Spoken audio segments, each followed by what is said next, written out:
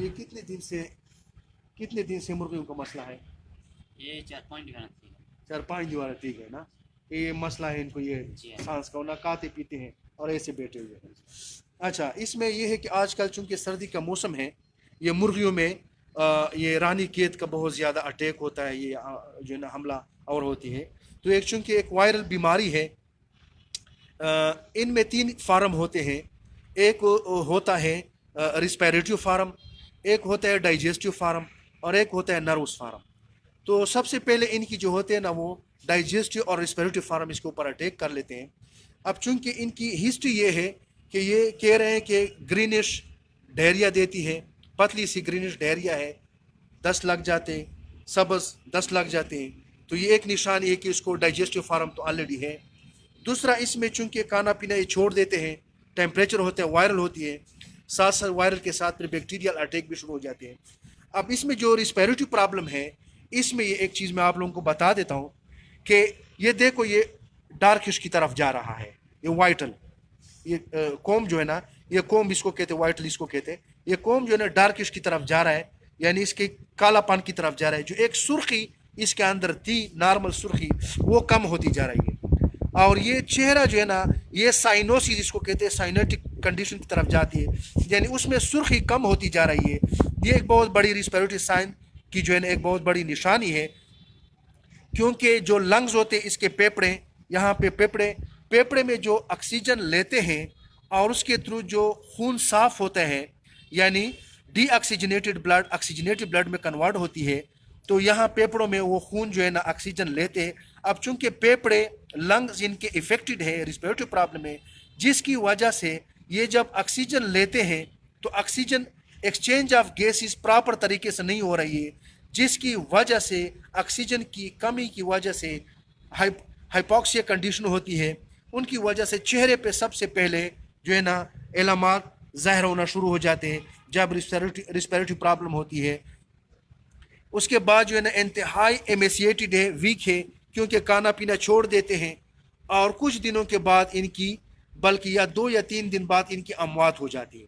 और ये सर्दी में सबसे ज़्यादा इनका ये प्रॉब्लम आ रहा है रानीखेत की। तो इसकी आने से, इस बीमारी आने से पहले, ये जितने भी फार्मर हजरात, ये लोग जो घरों में पालते हैं, ये इस मौसम में, सर्दी के मौसम में रानीखेत की वैक्सीन जो है, एनडी वैक्सीन, वो किया करें ताकि आपकी जितनी मुर्गियां हैं वो बची रहें। दूसरा ये है कि जितनी रात को आप पानी रखते हैं, वो पानी के बर्तन को जो है ना आप उसको चेंज करते जाएं, नॉर्मल पानी रखा करें, क्योंकि ठंडे पानी से इनकी जो गले हैं या जो थ्रोट है वो ज़ख्मी हो जाती है और उसके बाद जो है ना इनको इन्फेक्शन की चांसेस ज़्यादा होती है। तो इनसे बचने के लिए आप ये चीज़ें एहतियात क्या करें। अब इनकी चूंकि ये वायरल बीमारी है, बजाते खुद एक वायरल बीमारी की तो डायरेक्ट कोई मेडिकेशन नहीं है, लेकिन चूंकि इनके साथ हम सेकेंडरी बैक्टीरियल इन्फेक्शन जो होते हैं उनके लिए हम इनके लिए मेडिसिन रिकमेंड करते हैं। चूंकि वायरल बीमारी के लिए तो बिफोर बीमारी आने से पहले वैक्सीन होती है, लेकिन चूंकि इस पे हमला ऑलरेडी हो चुका है तो इसको इस टाइम पे हम इसको प्रिवेंट करेंगे, इनकी प्रिवेंशन करेंगे, ट्रीटमेंट देंगे ताकि ये बच जाए। तो सबसे पहले इस सेकेंडरी बैक्टीरियल इन्फेक्शन के लिए, चूंकि इसमें बहुत ज़्यादा सेकेंडरी बैक्टीरियल इन्फेक्शन की अटैक हो जाती है, रिस्पिरेटरी सिस्टम का जो अटैक है ये सेकेंडरी बैक्टीरियल इन्फेक्शन की वजह से होता है, क्योंकि वायरस बाज़ाते खुद रिस्पिरेटरी सिस्टम या अटैक नहीं करती। वायरस 2 एरियाज के ऊपर अटैक इनका ज़्यादातर होता है, एक इम्यून सिस्टम के ऊपर जितने लिम्फ नोड होते हैं, दूसरा जो एपिथेलियल सेल्स होते हैं वो रिस्पिरेटरी एपिथेलियल सेल्स है, डाइजेस्टिव एपिथेलियल सेल्स है या यूरिनरी ट्रैक्ट के एपिथेलियल सेल्स है। जितने एपिथेलियल सेल्स होते हैं उन पे अटैक करते हैं। फिर जब वो अटैक कर लेते हैं उसके बाद फिर सेकेंडरी बैक्टीरियल इन्फेक्शन की हमला शुरू हो जाता है, अटैक शुरू हो जाता है। तो यहाँ पे हमने क्या करना है, एंटीबायोटिक इसको रिकमेंड करना है। और ऑलरेडी ये स्ट्रेस में है, बीमार है, तो कोई इंजेक्शन नहीं लगाना है। इनको जो भी देना है आपने मेडिसिन पर ओरल देना है, मुंह से देना है या नाक में डालना है, ठीक है। ज़्यादातर बेहतर मुंह से दिया करें। एक एंटीबायोटिक दे सकते हैं इनको साथ। उसके बाद जो रिस्पिरेटरी और डाइजेस्टिव सिस्टम में काम देती है, उनके साथ चूँकि एलर्जी कंडीशन होती है, मास्ट सेल्स से हिस्टामिन रिलीज होती है, इस कंडीशन में, और उसकी हिस्टामिन की वजह से फिर क्या होता है कि एलर्जी शुरू हो जाती है मुख्तलिफ, चूँकि लंग्स इफेक्ट होते हैं तो ब्रोंको कंस्ट्रिक्शन हो जाती है, लंग्स जो है ना सांस सही नहीं ले सकते, तो एंटी एलर्जिक आप साथ देंगे। साथ फिर आप क्या करेंगे, कोई टॉनिक से दे दें ताकि इसको, क्योंकि बाहर से कुछ खाते पीते नहीं हैं, ताकि इसको कुछ ताकत भी मिले और कुछ एपिटाइज़र उसमें होते हैं ताकि इसकी भूख भी बढ़े और कुछ खाने पीने के काबिल हो जाए।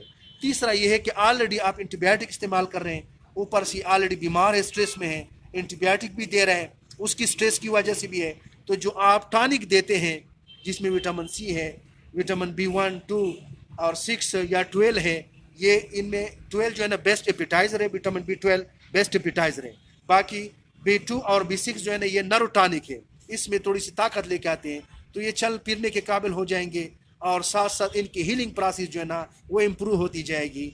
तो इस बेस पे आपने मेडिकेशन जो है ना वो प्रॉपर रिकमेंड करनी है और उसको सुबह और शाम मतलब कि 2 टाइम उसको ड्रॉप्स फार्म में देना है, इंजेक्शन फार्म में नहीं देना है। इंजेक्शन में दे दिया तो ये यहाँ से ले जाते इसकी अमवात हो जाती है, मर जाते हैं, तो आपने कतरे की शक्ल में देना है और प्रॉपर इसकी पानी का, खुराक का और मेडिसिन का ख्याल रखना है ताकि ये बच जाए।